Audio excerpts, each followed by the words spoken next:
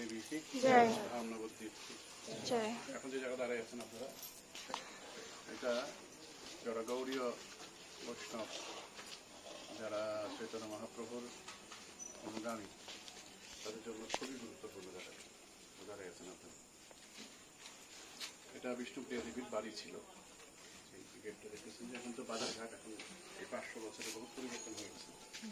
এটা বিষ্ণুপ্রিয়া দেবীর অ্যাকচুয়ালি ভাইয়ের বাড়ি, ঠিক আছে? তখন বিষ্ণুপ্রিয়া দেবীর বাড়ি এখানে, বিষ্ণুপ্রিয়া দেবীর ভাইয়ের বাড়ি। বিষ্ণুপ্রিয়া দেবীর বাড়ি ছিল আরো। বিষ্ণুপ্রিয়া দেবীর বাড়ি কোনটা বলেন দেখি, কে বলতে পারবেন? বিষ্ণুপ্রিয়া দেবী, বিষ্ণুপ্রিয়া দেবীর বাড়ি। অনেকে প্রশ্ন করবে যে তাহলে এখানে বলছেন কেন? এটা হলো ভাইয়ের বাড়ি, ঠিক আছে? বিষ্ণুপ্রিয়া দেবী ওখানে থাকতেন। মহাপ্রভু 24 বছর নবদ্বীপে তিনি ছিলেন, তার গৃহস্থ লীলা। 24 বছর পর তিনি সন্ন্যাস নেন, এবং সন্ন্যাস নিয়ে যাওয়ার সময় চলে যান মাঘ মাসের, তিনটা ভুলে গেলাম। সন্ন্যাস যখন নিলেন সে রাত্রে তিনি নবদ্বীপ ছেড়ে চলে যান। বিষ্ণুপ্রিয়া দেবী ছিলেন কে? সাক্ষাৎ লক্ষ্মী, জগৎ মাতা লক্ষ্মী, ঠিক আছে? আর তার আগের একজন স্ত্রী ছিলেন লক্ষ্মীপ্রিয়া। তো বিষ্ণুপ্রিয়া দেবীর কাছে মহাপ্রভু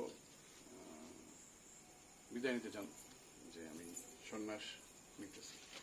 তো কথা হচ্ছে যে যখন মহাপ্রভু বয়স 24 বছর আর বিষ্ণুপ্রিয়া দেবীর বছর হার্ডলি 16 বছর, মহাপ্রভুর মতন অতুলনীয় স্বামী নাকি ত্রিভুবনে যার কোনো তুলনা নেই, সেই স্বামী তাকে ছেড়ে চলে যাবে 16 বছর বয়সে। কোন নারী সহ্য করতে অসম্ভব, সহ্য করতে পারে। তো মহাপ্রভু অনেকে বোঝায়, অনেক কিছু বোঝায় যে তুমি স্বরূপে তুমি গোলকবাসিনী লক্ষ্মী দেবী, তুমি কি স্বরূপ, তোমার স্বরূপে তুমি ভুলবে না। কোনোদিনও আমি নবদ্বীপ ছেড়ে কোনোদিনও যাব না। আমি নবদ্বীপ, এই যে ধাম নবদ্বীপ ধাম, এই নবদ্বীপ ধাম ছেড়ে আমি কোনোদিন কোথাও যাই না। তো বিষ্ণুপ্রিয়া বলেন যে আমি কি নিয়ে থাকবো? জগৎবাসীকে উদ্ধার করার জন্য, হরিনাম দেওয়ার জন্য তুমি যাবে, কিন্তু আমি কি নিয়ে থাকবো? তখন মহাপ্রভু তার চরণ পাদুকা, মানে তিনি যে কাঠের খড়মটা পড়তেন, সেই চরণ পাদুকা তিনি দিয়ে যান এই বিষ্ণুপ্রিয়া দেবীকে, যে তুমি এটা শেয়ার করবে।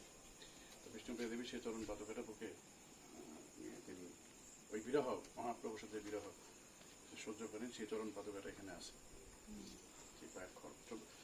এটাকে বিষ্ণুপ্রিয়া দেবী পরবর্তীতে পূজা করছেন, এবং তারপরে 500 বছর ধরে সেই চরণ পাদুকাটা এখানে সেবিত হয়।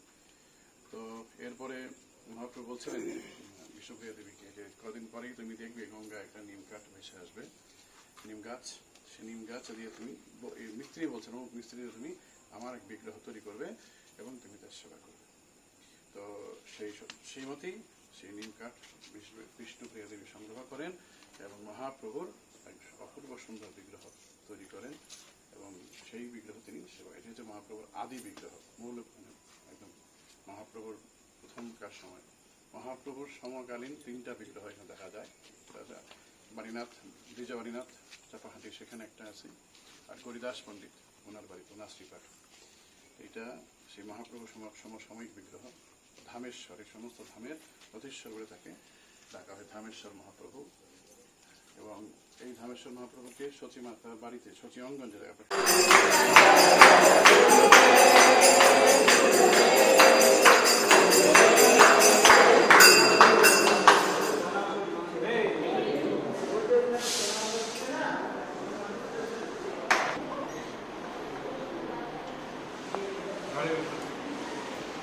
ঠিক আছে, যে জায়গায় বর্তমানে আছে এটা, এই নবদ্বীপের মধ্যে 9টা দ্বীপ, তো 9টা দ্বীপের মধ্যে এটা হচ্ছে অন্তর্দ্বীপ। তো অন্তর্দ্বীপের আমরা এখানে বর্তমানে এখানে আছি, এটা হচ্ছে মহাভাগ্যবান আমরা। এই হচ্ছে চৈতন্য লীলার বলতে গেলে সূতিকা গৃহ। সূতিকা গৃহ বোঝেন? মহাপ্রভু কেন আসছিলেন জগতে? হরে কৃষ্ণ মহামন্ত্র প্রচার করার জন্য, জীবকে হরিনাম প্রদান করতেন। সেই হরিনাম তিনি নিজে আস্বাদন, আপনি আসলে ধর্ম জীবের শেখাই, নিজেরা আচরণে জীবের কহিতে না পাই। আমরা যে জায়গায় বর্তমান আছি, এই জায়গায় মহাপ্রভু তখন তিনি গয়ার থেকে তার দীক্ষা হয়, দীক্ষা নেন শ্রীপাদ হরিনাম কার থেকে গ্রহণ করেন? শ্রীপাদ ঈশ্বর করি।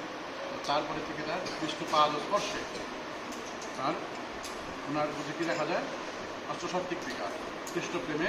মানে আগের নিমাই পণ্ডিত আর এখন নাই, এখানে নিমাই পণ্ডিতের নাম পণ্ডিত ছিলেন, তিনি এখন সম্পূর্ণভাবে নতুন কৃষ্ণ প্রেমে, কৃষ্ণদের একটু বোঝেন না। আগে তার্কিক ছিলেন, ন্যায় দর্শনের পণ্ডিত ছিলেন, কিন্তু গুরু কৃপা লাভের পরে কী হয়ে গেলেন? কৃষ্ণদের কিছু বোঝে না। তো নবদ্বীপে ঘুরে আসলেন, এখন তো সব জায়গায় কৃষ্ণ কথা, কৃষ্ণনাথ বোঝেন না। বা তো আগে ছিলেন নিমাই পণ্ডিত, খুব মানে বললাম আমি পণ্ডিত ব্যক্তি। তো এই হচ্ছে শ্রীবাস অঙ্গন, খোল ভাঙার টাকা, শ্রীবাস ঠাকুরের বাড়ি। শ্রীবাস ঠাকুরের অ্যাকচুয়ালি জন্মস্থান হচ্ছে বাংলাদেশ, কিন্তু উনি এবং ওনার বড় ভাই এখানে চলে আসেন। এখানে উনি ছিলেন বৈষ্ণব, যিনি পূর্বলীলায় নারদমণি ছিলেন। নারদমণি গৌর লীলায় শ্রীবাস ঠাকুর রূপে অবতীর্ণ হন তিনি, এবং অদ্বৈত আচার্য বা যারা প্রবীণ বৈষ্ণব ছিলেন তখন মহাপ্রভুর আগে বা মহাপ্রভুর সময়, তারা এই বাড়িতে সবাই মিলিত হতেন। তখন মহাপ্রভুর মহাপ্রকাশ, মহাভাব প্রকাশ হয় না, এই বাড়িতে এখানে মিলিত হতেন। এবং এখানে ফুল চয়ন করতেন। এখানে গাছ ছিল কয়েকটা, এখন তো নেই সব। সেই গাছে এত ফুল হইতো প্রত্যেক 12 মাস, যে বৈষ্ণবরা সারা দিক থেকে বৈষ্ণবরা এখানে আসতেন, ডালি ভর্তি ভর্তি, যার যতটা খুশি, যত খুশি তত ফুল নিতেন, তাও গাছে ফুল করে। ফুল তোলাটা সেকেন্ডারি ব্যাপার, মূল হচ্ছে বৈষ্ণবকে একত্রিত হতেন। আর তখনকার সমাজে হোসেন শাহ মুসলমান রাজত্ব ছিল, এবং সর্বত্র এই বৈষ্ণবদের উপরে, ব্রাহ্মণদের আমরা জানিনি, ব্রাহ্মণরা একটু বিরোধী হয় নাকি, এবং তারা সেভাবে এই ভক্তি আন্দোলন বুঝতো না, সবাই বুঝতে পারতেন না, হরে কৃষ্ণ মহামন্ত্র বৈষ্ণব কালচারটা বুঝতেন না। তখন বৈষ্ণবদের উপরে, মানে বৈষ্ণবরা যে হরিনাম প্রচার করবেন,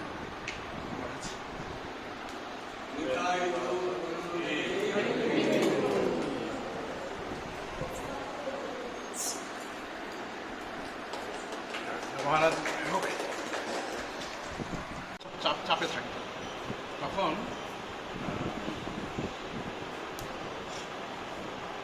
এবং এখানে বলা বলি করতে, ওনারাই এখানে বলা বলি করছেন একদিন যে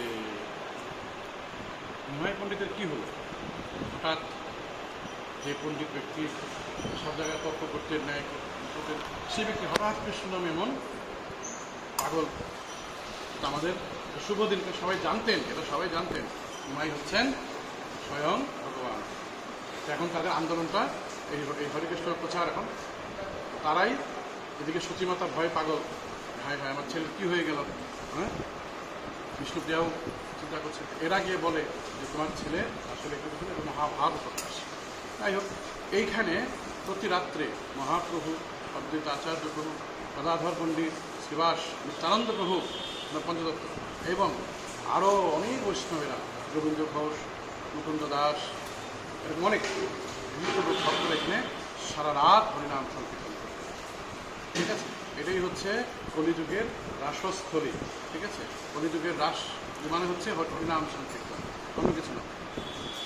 এইখানে ভগবান সেই সারা রাত তিনি হরিনাম সংকীর্তন করতেন, এবং ভোরবেলায় তিনি গঙ্গা স্নান করতেন, প্রসাদ করতেন সারাদিন। এইখানে এটা শ্রীবাস ঠাকুরের বাড়ি, ওনার একমাত্র ছেলে গোপাল একদিন এক রাতে যখন হরিনাম চলছে, মহাপ্রভুর আনন্দ উৎসব করছেন, হঠাৎ পাশের ঘরে তার একমাত্র ছেলে গোপাল মৃত্যুবরণ করে।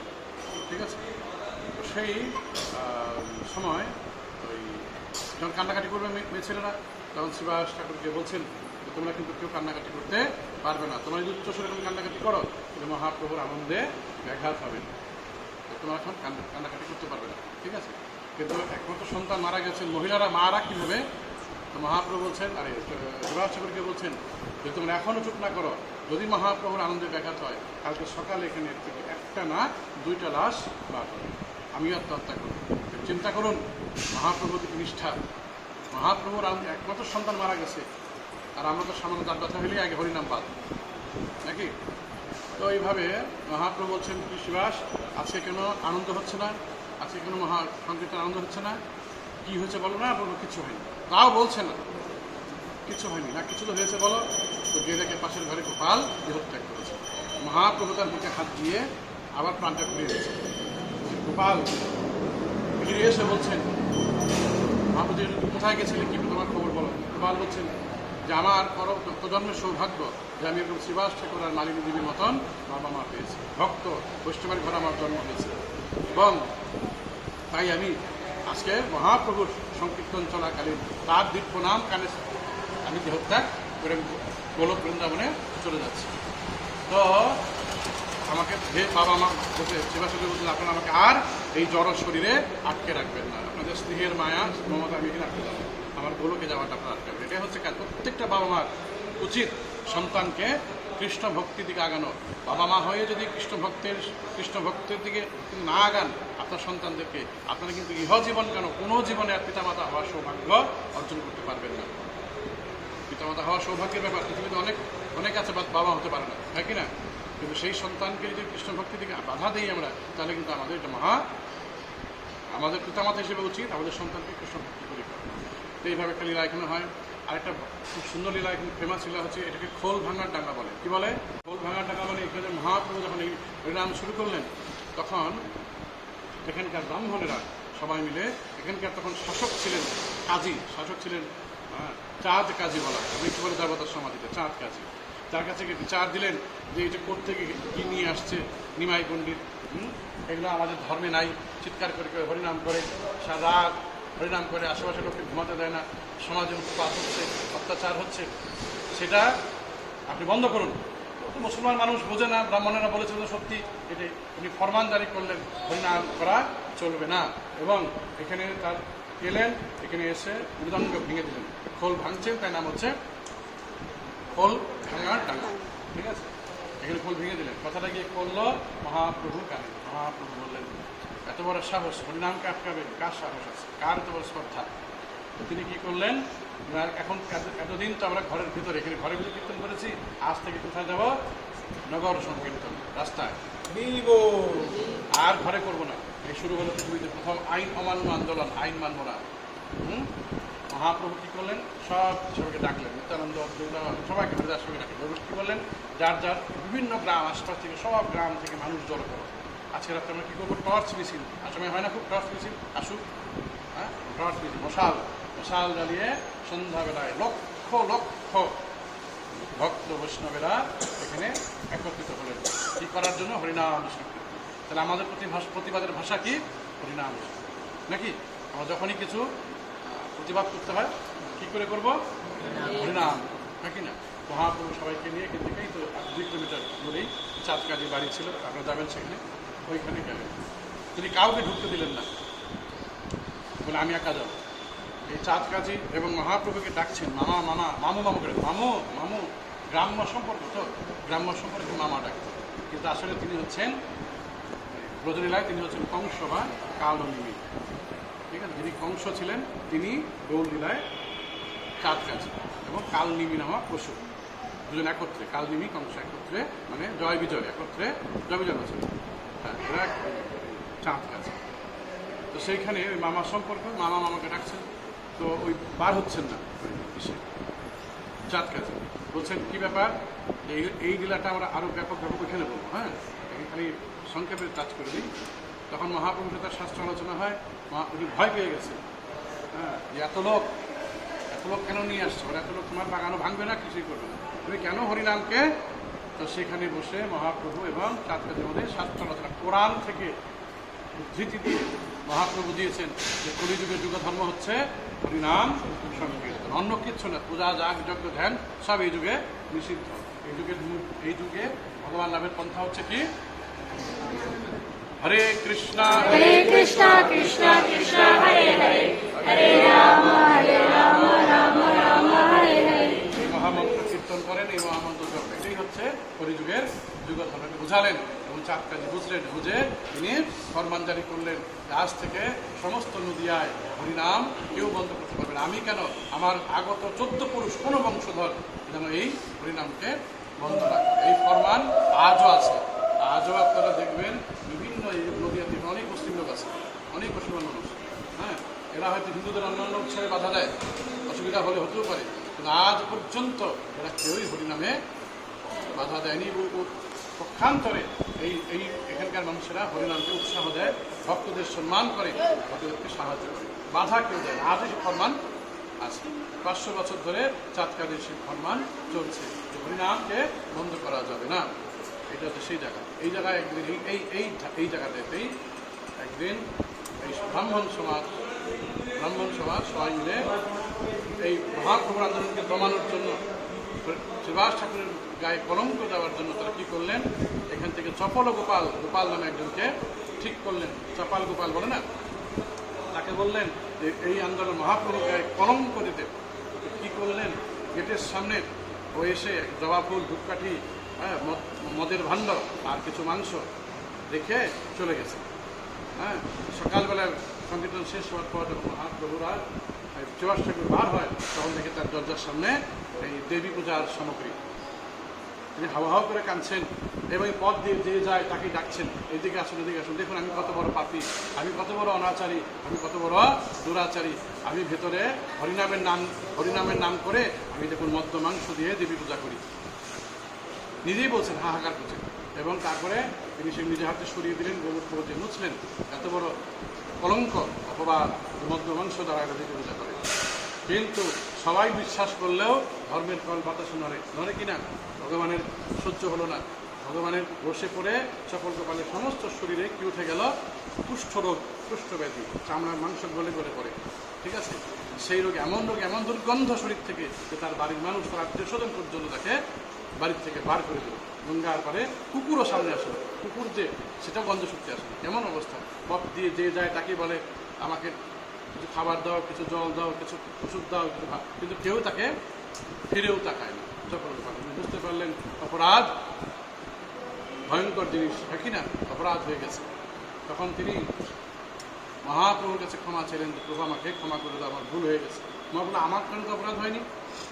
আপনারা জানেন ভগবান তার প্রতি করা অপরাধ সমস্ত ক্ষমা করতে পারেন, কিন্তু তার বৈষ্ণবে তার ভক্তের প্রতি অপরাধ করলে সেটা ভগবানের সহ্য হয় না।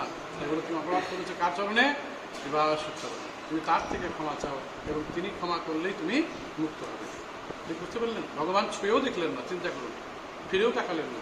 কিন্তু কথাটা যখন শ্রীবাস ঠাকুরের কানে গিয়ে পড়ল, শ্রীবাস ঠাকুর দৌড়ে গিয়ে তাকে আলিঙ্গন করলেন। হ্যাঁ, বলে আমি তো কোনো অপরাধ নিইনি। দেখুন বৈষ্ণবের হৃদয়। হ্যাঁ, বৈষ্ণবকে যতই অপরাধ করা হোক, যতই কষ্ট দেওয়া হোক, বৈষ্ণব কখনই কারো অপরাধ নেন না। তিনি শ্রীবাস ঠাকুরের দিব্য স্পর্শে কি হয়ে গেল, সে কুষ্ঠরোগী চপল গোপাল উদ্ধার পেলেন এবং তারপর তিনি পরম বৈষ্ণবে পরিণত হলেন। এটা হচ্ছে প্রচারের টেকনিক। প্রচার হচ্ছে ভালোবাসার মাধ্যমে হয়, প্রচার হচ্ছে ক্ষমার মাধ্যমে হয়, হ্যাঁ কি না? কাউকে ভালো না বাসলে, ক্ষমা না করলে, যত্ন না করলে হরিনাম কেউ গ্রহণ করবে না। তাই প্রেমের ঠাকুর হচ্ছে আমার গৌর এবং তার পার্শ্বদ হচ্ছে প্রেমের খনি। ঠিক আছে, এখানে নিত্য হরিনামের সময় এখানে অনেক লীলা। এখানে লীলা শুনতে গেলে আপনাকে 2-3 মাস সময় লাগবে, এত ঘটনা এখানে ঘটেছে এই জায়গাটা। এখানে একদিন মহাপ্রভু বসে জিজ্ঞাসা, এটা হচ্ছে আমি কালকে আপনাদের নবদ্বীপ সম্বন্ধে বলছিলাম, নটা দ্বীপ, মূল হচ্ছে অন্তর্দ্বীপ, আর অন্তর্দ্বীপেরও মূল হচ্ছে কর্ণিকা, যেটা মূল, সেটা হচ্ছে যোগপীঠ। যোগপীঠ মানে মহাপ্রভুর জন্মস্থল। তাছাড়া সেই ব্রহ্মাণ্ডের কেন্দ্রবিন্দু, এখানে মহাপ্রভুর আবির্ভাব। এটা মহাপ্রভুর জন্মস্থান, সচী দেবীর অঙ্গন। ঠিক আছে, সচির বাড়ি এটা। তো আমরা একটু হরিনাম করবো এখানে বসে। পরম সৌভাগ্য, আমি আপনাদেরকে বলবো প্রভু নিত্যানন্দ শ্রী অদ্বৈত গদাধর শিবাসাদি গৌর ভক্ত বৃন্দ। শ্রী কৃষ্ণ চৈতন্য প্রভু নিত্যানন্দ শ্রী অদ্বৈত গদাধর শিবাসাদি গৌর ভক্ত বৃন্দ। কৃষ্ণ চৈতন্য প্রভু নিত্যানন্দ শ্রী অদ্বৈত গদাধর ভক্তবৃন্দ জয় শ্রী কৃষ্ণ চৈতন্য হরে কৃষ্ণ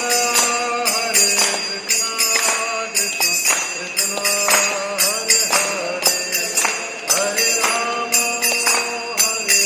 রাম রাম হরে হরে হরে কৃষ্ণ কৃষ্ণ কৃষ্ণ হরে রাম রাম হরে হরে 530 বছর আগে শ্রীজীব গোস্বামী তাকে নিয়ে তখন সচিবতা এখানে ছিলেন এবং আমাদের বিষ্ণুপ্রিয়া দেবীও ছিলেন এখানে এবং ওনাদের যে ওনাদের পরিচালক ছিলেন কিষাণ ঠাকুর এবং বংশীবদন ঠাকুর এরা ছিলেন এদের কাছে তাদেরবাবু অনুরোধ করেন যে শ্রীমপ্রভুকে কি করা হোক আমাকে বন্ধ করে দিন। ঠিক আছে, তো এখান থেকেই শুরু। তো আমরা ওই এখানে কীভাবে এই লীলা শুরু সেটা আমরা একটু শ্রবণ করি। জয় জয় শ্রী চৈতন্য সচির নন্দন জয় জয় নিত্যানন্দ জন্মবিনি জীবন। বাংলাতে বুঝেন সবাই না, তো অনুবাদ করার দরকার নেই। জয় জয় নবদ্বীপ ধাম সর্বধামসার যথা কলি যুগে হইলা গৌরী অবতার নিত্যানন্দ প্রভু বলে শুনহ হাকান। একটু শব্দগুলা ভুল থাকতে পারে। হ্যাঁ, 16 ক্রোশ নবদ্বীপ যথা বৃন্দাবন। এই 16 ক্রোশ মধ্যে দ্বীপ হয় নয় অষ্ট দল পদ্ম আসে জলেতে ভাষায়। শোনেন আর মনে মনে ধারণা করেন নবদ্বীপটা কেমন দ্বীপ। হ্যাঁ, অষ্টদল অষ্টদ্বীপ মধ্যে অন্তর্দ্বীপ তার মাঝে মায়াপুর মধ্যবিন্দুটি। না বুঝলে বলবেন আপনি। হ্যাঁ, মায়াপুর যোগপীঠ সদা গোলক তথা নিত্য চৈতন্যের বিবিধ বিহার। এই যে এখানে আছেন, এটা যোগপীঠ, এটা বিভিন্ন গোকুল বন, বৃন্দাবনের যে গোকুল আছেন মহাবনের অন্তর্গত গোকুল হচ্ছে এই জায়গা। সহস্র ধনুতার পরিধি প্রমাণ সহস্রেক ধনুতার বেশের বিধান। এই যোগপীঠ মাঝে বৈশে পঞ্চতত্ত্ব অন্য স্থান হইতে যোগপীঠের মহত্ব। এটা এখানে এই যোগপীঠে পঞ্চতত্ত্ব কে কে? চৈতন্য মহাপ্রভু, নিত্যানন্দ প্রভু, সেবা ঠাকুর এবং ভগদত্ত পণ্ডিত, এরা এখানে নিত্য বিরাজ করে। ঠিক আছে, অতি শীঘ্র গুপ্ত হবে প্রভুর ইচ্ছা ভাগীরথী জলে হবে সংগীতা প্রায়। এখানে আমাকে শিবাসঙ্গ জিজ্ঞাসা করতেছিলেন যে এই ঘর বাড়ি কি তখনকার দিনের? একটুও না। এই মন্দির তখনকার দিন কিছুই নেই, কারণ ভগবানের ইচ্ছাতেই মহাপ্রভু আপনার কথা হওয়ার পর ভাগীরথী নদীর জলে এটা সম্পূর্ণ ডুবে যায়। কেউ জানতোই না কোথায় নবদ্বীপ, আরে কোথায় মায়াপুর, কোথায় জন্মস্থান, কোথায় হতে পারে কেন। হ্যাঁ, পরবর্তীতে পরম সৌভাগ্য আমাদের সপ্তম গোস্বামী বলে খ্যাত ছিল ভক্তিবিনোদ ঠাকুর, ওনার চেষ্টায় ওনার সাধনায় আজকে পুনরায় আমাদের যে মায়াপুর, যে গঙ্গার সবাই বলে না ওইদিকে প্রাচীন মায়াপুর বলে না সবাই, আর এটাকে বলে অন্য কিছু না, থেকে ভাগীরথীর পূর্ব পারে মায়াপুর অবস্থিত। কোনো কনফিউশন রাখবেন না, অনেকে ভুল প্রচার করে বিভ্রান্ত করে জাতিদের, তাই কি না? বিভ্রান্ত হবে না, এটাই হচ্ছে মূল জন্মস্থান। হ্যাঁ, ওরা প্রাচীন কেন লাগিয়েছে সামনে বলে কিনা, অনেক ওষুধ দেখে নকল হতে সাবধান, দেখি কিনা কেন লেখে এগুলো? ওরা আসলে নকল, যে নকল তাকে প্রাচীন হয়, এটা প্রাচীন বলার কি দরকার, সবাই জানবে। এইখানে ভক্তিবিনোদ ঠাকুরের চেষ্টা এবং তারপরে তার সুযোগ্য সন্তান আমাদের সবার পরমারাধ্য পক্ষা জয় জগৎগুরু শ্রীল ভক্তি সিদ্ধান্ত স্বামী সত্যপাদ কি চেষ্টায় ওনার কষ্টে নাকি ওনার সাধনা আছে। আমরা এই যে যা দেখছি সব না, যা দেখবে সব না, তাই ভাগীরথী মাঝে মাঝে মানে গঙ্গা জলের মাঝে ডুবে যায়। তখন আগে কিছু নেই, আগের বলতে গেলে এখানে যখন এই যে মন্দিরটা বানানো হয় তখন এটা যখন ভিত্তি আপনার দেখবেন খোলার পর কি গর্ত করা হয় না, তখন অদক্ষ বিষ্ণু প্রকটিত হন। যে বিষ্ণু ছিলেন অদক্ষ বিষ্ণু জগন্নাথ কৃষ্ণের কুলদেবতা, মানে ওনার কুলে পূজিত হইতেন। ওটা প্রমাণ করে যে এটাই হচ্ছে অরিজিনাল জগন্নাথ মিশ্রের বাড়ি। ঠিক আছে, যে প্রশ্নগুলো উত্তর পেয়েছেন তো না, কেন আগে কিছু নাই? জগন্নাথ দিন নবদ্বীপ ছেলে কোথাও কোনোদিনও যান না। তারই একটা স্থান হচ্ছে এই সতীর অঙ্গ। এখানে প্রত্যেক দিন নৃত্য বিরাজ করেন পঞ্চতত্ত্ব সঙ্গে তিনি। এই নৃত্যর নাম গান বলবেন, আমরা দেখি না কেন? আমরা দেখি না কেন? প্রশ্ন করবে না? এখানে মহাপ্রভু আছেন তো আমরা দেখি না কেন?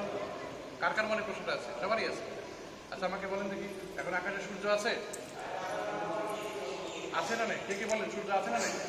আছে আছে আছে। কে কে বলেন হাত তুলেন দেখি ফটাফট। নাই কে কে বলেন হাত তুলেন দেখি। সূর্য নাই এখন আকাশে? সূর্য দেখা যায় না, তাহলে বললেন যে আছে। মেঘে ঢাকা। দেখে ঢাকা। ঠিক সেই রকম মহাপ্রভু এখানে সব উত্তর আছে। কেন দেখছি না আমরা? আর আমাদের চোখের সামনে মায়া ববিদ্যার সাধন ভোজন করে সেই মায়া ববিদ্যার মেঘ সরালেই আমরা দেখবো এখানে মহাপ্রভু বিদ্যার নর্তন করছেন। কোথাও যান, এখানেই আছে। বিশ্বাস করতে হবে শাস্ত্রবাণীতে, ভক্তিবিনোদ ঠাকুরের কথাই নয়। মায়াপুর অন্তে অন্তর দীপ শোভা পায়, গৌরাঙ্গ দর্শন ব্রহ্মা পাইল হেথায়। তোমরা সৌভাগ্য আমাদের বলুন যে হ্যাঁ কিনা? হ্যাঁ, শাস্ত্রে আছে সেই প্রসাদ আপনারা প্রাণ ভরে খাওয়াচ্ছেন নাকি? হ্যাঁ, কত বড় সৌভাগ্য দেখেন। সুচির প্রসাদ তো সবই প্রসাদ, কিন্তু এই প্রসাদ জগতে। ঠিক আছে, হ্যাঁ।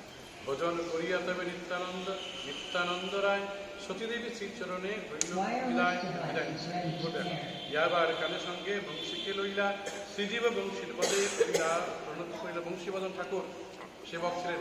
বংশীবদন ঠাকুরকে বোঝালিলায় ভগবানের মুরলী। ঠিক আছে, মনে আছে মুরলী ভগবানের কি থাকে? পাশে থাকে কিনা? হ্যাঁ, ওটা কোথায় রেখে গেছিলেন ভগবান? বৃন্দাবন নাকি? রাজধানী ছাড়া পাশে বাজবে কি নাকি? আর এখানে সে বংশীবদন ঠাকুর সেবা করছে। নিয়ে গেছেন কি সন্ন্যাসে? সন্ন্যাসে মহাপ্রভু গেছেন, বংশীবদন ঠাকুর গেছেন কি? ওখানে বাসী বৃন্দাবনে রয়েছে। কোথায় বাজবে? এই যে হরিকথা। আপনারা শুনছেন না? এটাই হচ্ছে হরিকথা। হরিনামই হচ্ছে বংশীবদন, তাই না? রাগলি খাবে, একে অপরকে আলিঙ্গন করে বলবে জয় সচিনন্দন জয় গুরু। সেই দিনটা পাবে আছে। আর সেই দিন আজকে আমাদের মহান গুরু পরম্পরার সবার সকল আচার্যদের কৃপায় এখন এই দিন আপনি দেখতে পাবেন। অবশ্যই জীবনে অন্তত একবার এই নবদ্বীপ মণ্ডল পরিক্রমা করবেন। অবশ্যই, বুঝতে পারছেন? সব দেখতে পারবেন। 9টা দ্বীপ দেখতে পারবেন। কটা দ্বীপ আছে এখানে? 9টা দ্বীপ। আর 9টা দ্বীপের মূল হচ্ছে অন্তর্দ্বীপ। নাম অন্তর্দ্বীপ কেন? আপনারা জানেন ব্রজলীলায় দাপর হ্যাঁ শর্টকাট করে দিই। ব্রজলীলায় ভগবান শ্রীকৃষ্ণের চরণে ব্রহ্মা অপরাধ করেছেন। কি অপরাধ করেছিলেন কে কে জানেন? গোবৎস চুরি করেছিলেন না? গরু চুরি ভালো না খারাপ? গরু চুরি ভালো না খারাপ? সেইভাবে অপরাধ করলেন। যদিও ভগবান ক্ষমা করে দিয়েছিলেন, কিন্তু ব্রহ্মার মনে থেকে সে পাপবোধ অপরাধ বোধটা যাচ্ছিল না। কি করলেন? ওখান থেকে সরাসরি এইখানে, এই যেখানে আপনি বসে আছেন এইখানে এসে তিনি করলেন ধ্যান।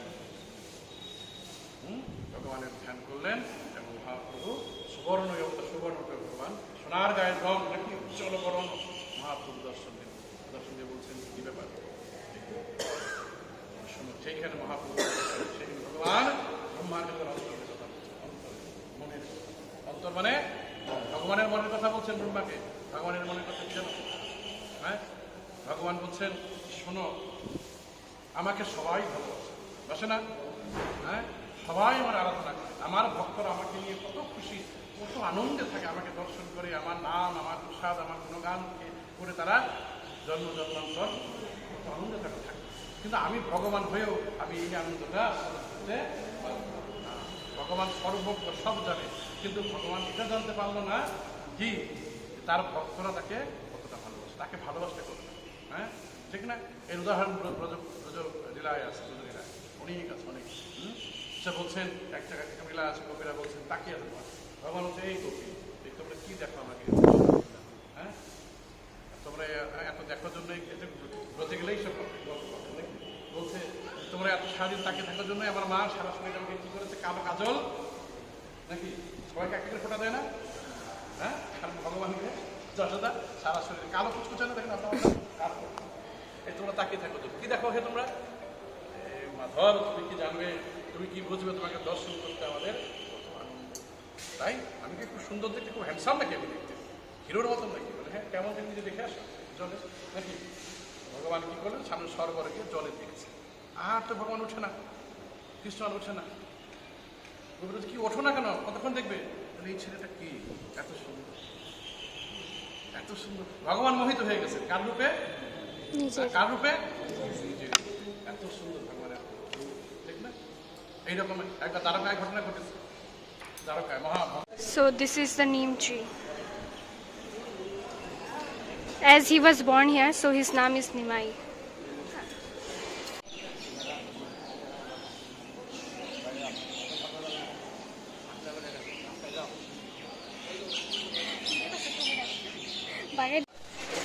এটার নাম হচ্ছে শ্রী চৈতন্য মঠ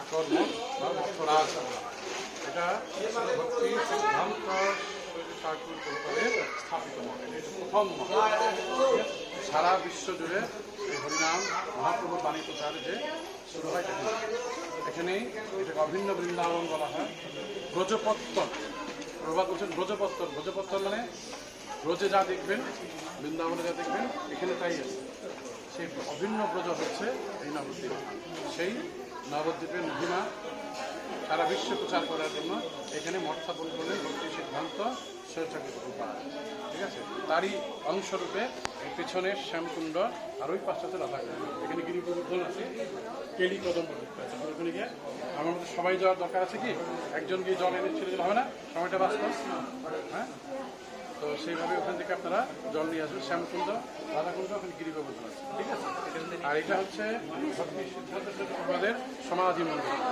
ঠিক আছে উনি হচ্ছেন সিংহগুরু ওনার বিষয়ে এখানে অনেক কিছু বলার অনেক ওনার কিছু আছে তবে সেটা আমরা এখন যাচ্ছি না ঠিক আছে ওই মন্দিরে আছে গান্ধর্বিকা গিরিধারী বিগ্রহ ওনার সেবিত বিগ্রহ আমরা দীপদানের সময় গাই না যে গান্ধর্বিকা গিরিধারী রাধে বলি না সেই গান্ধর্বিকা গিরিধারী এইখানে প্রতিষ্ঠা স্যামসুং প্রবাদের প্রাণধন এখানে আছে এটাকে আকর মঠ বলা হয় এখানেই ছিল ভক্তি সিদ্ধান্ত তার ভজন কুটির দিকে দেখবেন এখানে তিনি 100 কোটি হরিনাম জপ করেছেন 10 বছর হ্যাঁ মানে 10 বছর 3 লাখ 100 কোটি মানে 100 কোটি একদিনে কত একদিনে 64 মালা হলে কত কত হয় অঙ্ক করে দেখবেন 64 মালা কত কত লক্ষ নাম হয় সেরকম করে 100 লক্ষতে 100 1 কোটি এক মালায় কত হয় 108 না 108 × 16 এতটা নাম হলো কিনা এইভাবে করতে করতে 64 মালা একদিনে হয় তাহলে কত হয়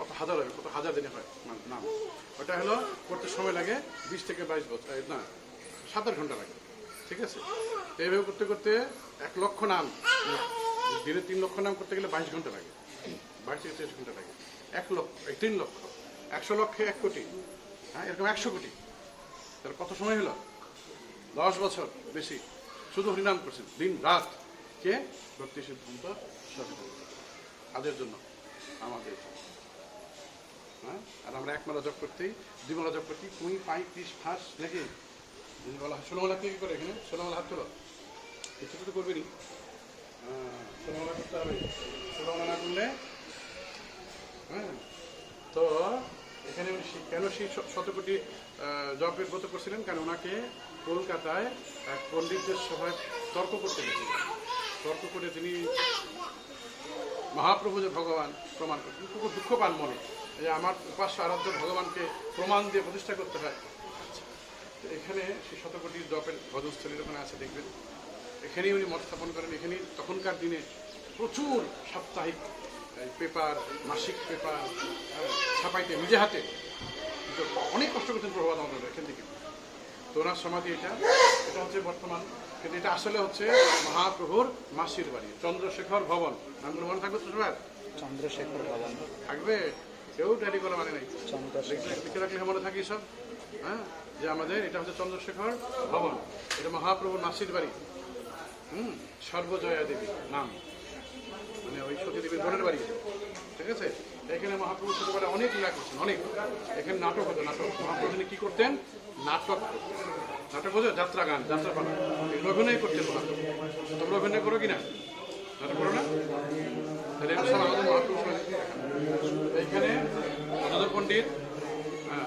মহাপ্রভু নাটক করতেন, অনেক কিছু করতেন।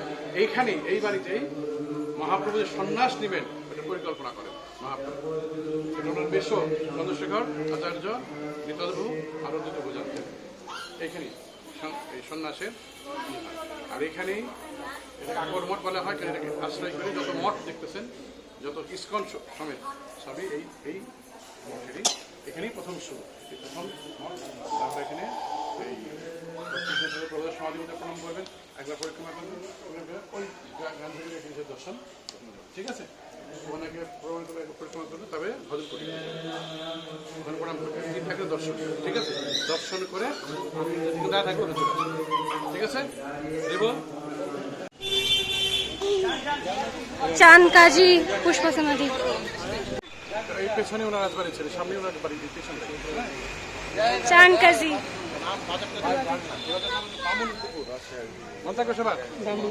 এই বাজারটাই মহাপ্রভুর সময়ও ছিল।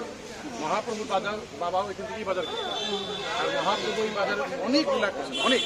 তিনি সন্ধ্যাবেলা আসতেন, এখানে এই দোকান, সে দোকান, মিষ্টির দোকান, পানের দোকান, কাপড়ের দোকান, রাশি দেখতেন, আর দেখে না আড্ডা পাচ্ছেন মহাপ্রভুর। এছাড়া বাজার বাজারে আড্ডা মানে না, 2 trees. এটা মহাপ্রভু এই বাজার আড্ডা মারতেন। এই বাজারেই শ্রীধর আর এই দোকান দেখতেছেন, দোকানগুলোর পাশে সব চাঁদ কাজী বংশধর এখনো তারা আছে। আমি যে বললাম যে উনি ফরমান জারি করে গেছে হরিনামকে বাধা দেবে না, তা আজও এখানকার সময় সব ধর্ম, সব জাতির মানুষ মিলেমিশে একাকার হয়ে এই মহাপ্রভুর প্রেম ধর্ম আচরণ করে সবাই। এখানে কোনো ভেদাভেদ নেই, বুঝতে পারলেন? সবাই সবাইকে সম্মান। তো ওই যে খোল ভাঙা, উনি খোল ভাঙলেন সেখানে। মহাপ্রভু তার সপার্শ্বদ নিয়ে এখানে আসলেন। বললাম নামে অনেক বড় মিছিল করতে এখানে আসলেন। এই পুরো বাগান ছিল চাঁদ কাজীর বাগান, সেখানে তা না ওনারা মহাপ্রভু এসে কি ডাকতেন? মামা ডাকতেন। কি ডাকতেন? মামা ডাকতেন। মামু মামু মামুকে ডাকতেছেন। তো চাঁদ কাজী অনেকক্ষণ পরে বার হয়েছেন। কি ব্যাপার ভাগ্নে? বলে যে এত মানুষ কেন, এত লোক সংঘন্ট কেন এখানে?